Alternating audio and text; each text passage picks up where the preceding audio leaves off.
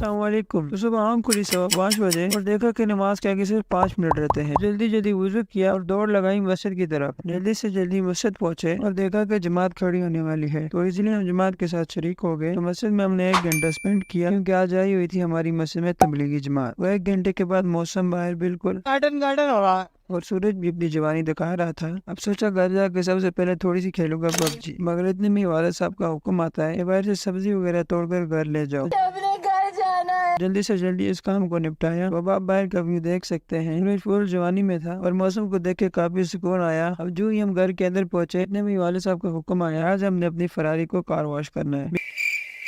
आज हम इसे लेके जा रहे थे इतवार बाजार, गाड़ियों का बाजार। हमने फरारी को वॉश करना स्टार्ट कर दिया। फाइनली हमने इस फरारी को एक नया लुक दिया, जिसको हमने बनाया सुपरा। ब्रेकफास्ट किया, पराठा, चाय और अंडे वाला सालन था। मिलते हैं नेक्स्ट पार्ट में, तब तक के लिए बाय। ट्रांजेक्शन किंग बनते उन्हें कपड़े चेंज किए और साथ में नेल को कट्स किया, इसी तरह दांतों को साफ, और हम हो गए तैयार। इसी तरह हमने अपने जूते चेंज किए, जरूरत की चीजें उठाई और हम निकल पड़े इतवार बाजार, जो कि हमारे घर से 2 से 3 घंटे का रास्ता है। रास्ते में काफी खूबसूरत खूबसूरत नजारे आए, जिसको मैंने एक मॉन्टेज का व्यू दिया, जिसे आप देख सकते हैं।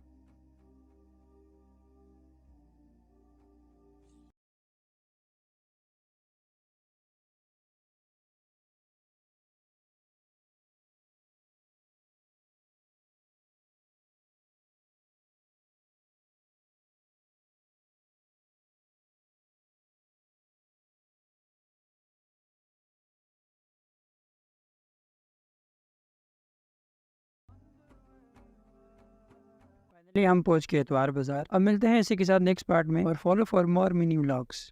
अस्सलाम वालेकुम। अब इतवार बाजार पहुंचने के बाद मैं सबसे पहले अपनी तलब को ढूंढने पड़ गया और साथ में एक बोतल ले आया। मेरी तलब थी गन्ने का जूस। अब गन्ने का जूस मंगाया और उस पर वहाँ पर ही हल्ला बोल दिया। F-16 की रफ्तार की तरह हमने उसे से जल्दी खत्म किया। अब दिल पर हाथ रख के उसको दिए पैसे और एक गिलास बोतल में अपने अब्बू के लिए ले आया। वक्त हो रहा था जोर की नमाज के, तो सोचा जोर की नमाज अदा कर लें और फिर दोपहर की रोटी वोटी का कोई बंदोबस्त। रोटी शोटी हमने पेट भर कर खाई और गाड़ी को भी काफी लोग आके देख रहे थे। थोड़ी देर बाद हमें फिर भूख लगी और हमने मंगाए चावल और मौसम का वक्त गुजरने के साथ असर की नमाज का वक्त हो गया और अब हम चले असर की नमाज को। असर के वक्त मजमा काफी ज्यादा आ चुका था। हमने नमाज अदा की और दोबारा वापस अपनी गाड़ी की तरफ जाने लगे और इस वक्त काफी ज्यादा लोग आ गए थे, मगर हमने जाना था वापस, क्योंकि हमारा घर बहुत दूर था। अब हम चले अपने घर की तरफ। रास्ते में पुलिस वाला कुछ कह रहा था।